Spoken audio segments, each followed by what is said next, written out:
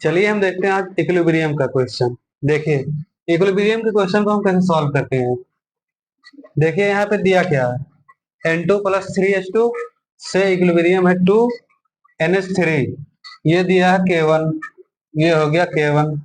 N2 plus O2 से 2NO, ये हो गया K2। ठीक है, उसके बाद H2 से प्लस हाफ O2 H2O, ये दिया है K3।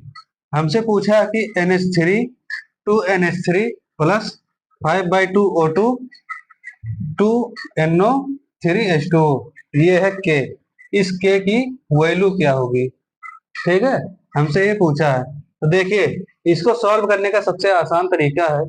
देखिए, जैसे सबसे पहले आपको ढूंढना है इस तरफ के, यानी कि इधर क्या है और इधर क्या है। ठीक है, तो देखिए इधर NH3 है, इसमें आप देखिए इस साइड में किसी में भी NH3 है। देखिए यहाँ पे इस तरफ के पूरे एलिमेंट में देखिए, यहाँ पे कहीं पे NH3 है, नहीं है। यहाँ पे NH3 है, तो इस K1 को, यानी कि जैसे देखिए अगर जो NH3, देखिए NH3 यहाँ जुड़ा है। ठीक है, इस पूरे इक्वेशन को ऐसे पलट देंगे। ठीक है, इस पूरे इक्वेशन को ऐसे हम पलट देंगे। तो इस इक्वेशन को हम पलटेंगे तो यहाँ से जो K है 1/K1 हो जाएगा।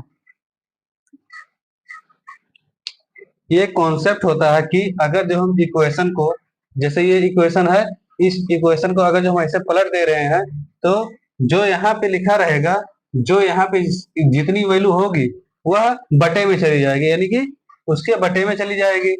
ठीक है, और देखिए यानी कि हमें पता चल गया कि NH3 जो है यह 1/K1 हो जाएगा, इसका वैल्यू यहाँ से। NH3 इधर है, उसके बाद देखिए O2, O2 किधर है, O2 तो इधर ही है, इसमें हमें कोई छेड़छाड़ करना ही नहीं है। NO, NO किधर है, इधर है। देखिए H2O किधर है, इधर है। ठीक है, यानी K2 और K3 में हमें कोई छेड़छाड़ अभी नहीं करना है। अब हमें देखना है कि हमारा जो यहाँ पे दिया है कि NH2 कितना है, O2 कितना है, NO कितना है, H2O कितना है। ठीक है, तो यहाँ पे देखते हैं हम NH3, NH3 यहाँ पे कितना है, 2 है। ठीक है, अब देखिए इसको जब हम पलट रहे हैं तो यहाँ पे भी NH3 2 है, यानी कि इसमें कोई छेड़छाड़ नहीं करना है हमें। ठीक है, यहाँ पे 5/2 है, O2 जो है यहाँ पे 5/2 है। देखना है भाई कि हाँ यहाँ पे जोड़ो, यहाँ पे जोड़ो, कितना आ रहा है, 3/2 आएगा।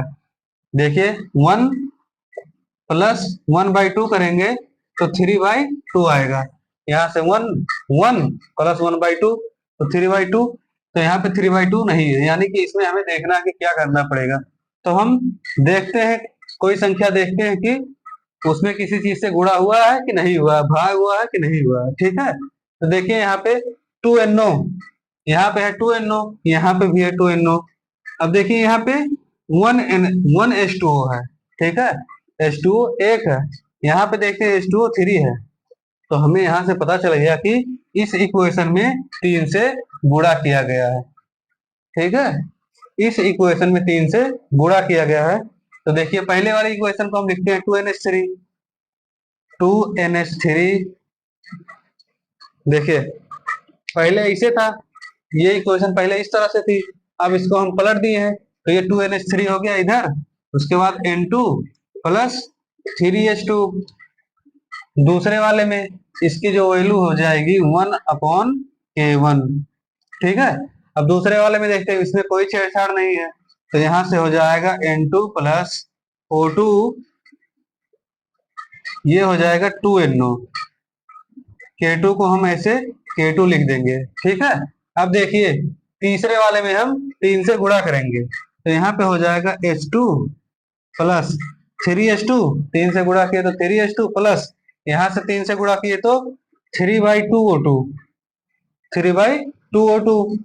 अब उसके बाद हो जाएगा यहाँ पे, यहाँ पे भी 3 से गुणा करना पड़ेगा। तो देखिए अगर जो हम यहाँ पे 3 से गुणा कर रहे हैं तो इधर भी 3 से हमें गुणा करना पड़ेगा। ठीक है, तो यहाँ पे देखिए 3H2O, ये हो गया K3। अब देखिए जब भी जब भी इक्वेशन में मल्टीप्लाई किया जाता है, तो जो यहाँ पे वैल्यू होती है इसकी पावर कर दिया जाता है, जितना हम मल्टीप्लाई करेंगे उतना पावर कर दिया जाएगा, यानी कि K3 पे पावर 3। अगर जो यहाँ पे हम n से मल्टीप्लाई करते तो यहाँ पे हो जाता K3 पे n, यानी कि n जो है नंबर ऑफ मतलब नंबर है, जितना नंबर होगा उतना हम पावर में इसके चढ़ाते रहेंगे। 3 होगा तो 3, 2 होगा तो 2, यानी कि 2 से गुणा किए तो 2 चढ़ेगा, 1 से गुणा किए तो 1 होगा, 4 से गुणा किए तो 4 होगा। ठीक है, अब देखिए या इसमें हम 3 से गुणा कर दिए हैं, तो देखिए इसमें क्या क्या कटता है। जो ये जो लाइन है इस इक्वेशन से, इस इक्वेशन के इधर और इक्वेशन के इधर जो है वो आपस में कैंसिल आउट हो जाएंगे। ठीक है, तो देखिए इसमें से क्या क्या करता है। तो N2 देखिए यहाँ पे N2 गया और ये भी N2 गया, खत्म हो गए। 3s2 3s2 यहाँ से भी खत्म हो गए। ठीक है, अब देखिए इसमें बचता क्या है, चलिए देखते हैं। यहाँ पे बचा है 2NH3 प्लस, अब देखिए यहाँ पे O2 है और 3/2 O2 है, तो यहाँ पे देखिए क्या होगा। O2 यानी कि यहाँ पे कितना है 1 प्लस यहाँ पे कितना है 3/2 O2, 3/2 O2, तो यहाँ से हो जाएगा 5/2। ठीक है, तो यहाँ पे हम कर देंगे 5/2 O2 इक्विलिब्रियम। उसके बाद यहाँ पे बचा है 2NO, तो यहाँ से हम कर देंगे 2NO प्लस यहाँ पे बचा है 3H2O। देखिए यही आया है कि नहीं आया, 2NH3 प्लस 5/2 O2, यहाँ से आ गया 2NO प्लस 3H2O। ठीक है, तो इस इक्वेशन में हमने K3 यानी कि 3 का गुणा किया है, तो यहाँ पे हम पावर कर देंगे 3, यानी K3 पे 3। ठीक है, हमने क्या क्या किया देखिए, इस इक्वेशन को हम पलट दिए तो 1/K1 हो गया, तो यहाँ पे जो नया इक्वेशन बन के आया 1/K1 हो गया। ठीक है, उसके बाद देखिए K2 में तो कोई चेंज ही नहीं किए हैं, तो वो वैसे के वैसे ही लिख दिए हैं।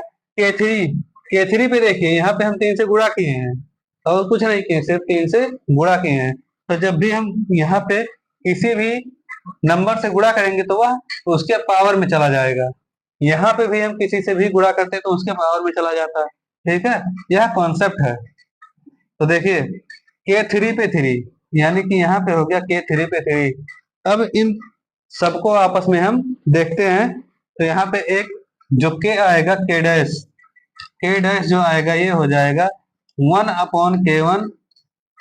जब इन सबको मतलब कि जब हम ये निकालते हैं इन सब से, तो ये तीनों जो होते हैं आपस में मल्टीप्लाई हो जाएंगे। ठीक है, आपस में मल्टीप्लाई हो जाएंगे, तो ये हो गया 1/K1 into K2 into K3 पे 3।